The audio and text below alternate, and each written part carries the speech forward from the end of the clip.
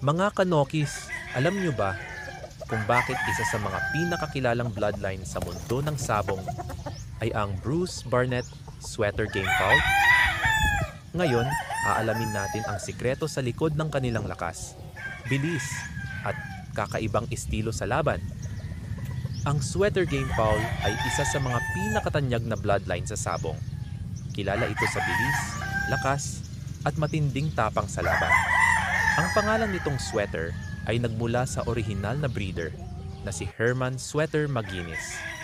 Pero nang lumipas ang panahon, maraming eksperto sa sabong ang nag-develop ng kanilang sariling linya ng sweater. Kabilang narito si Bruce Barnett. Ano nga ba ang espesyal sa Bruce Barnett Sweater kumpara sa ibang linya ng Sweater Game Foul?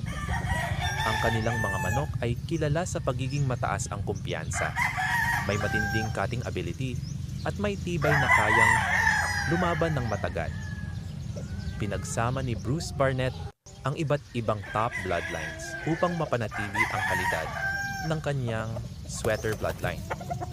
Mga katangian ng Bruce Barnett, sweater speed at agility. Isa sa mga pangunahing dahilan kung bakit nananalo ang Bruce Barnett sweater ay ang kanilang bilis sa paggalaw at pag-atake.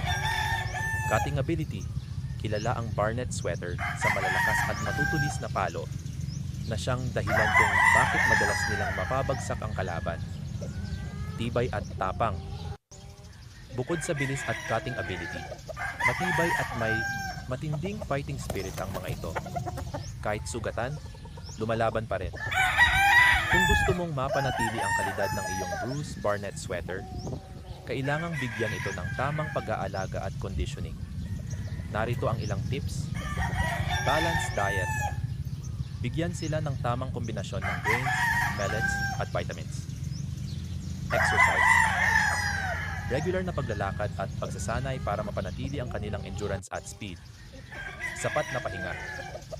Siguraduhin may maayos silang kulungan at protektado mula sa sakit at stress.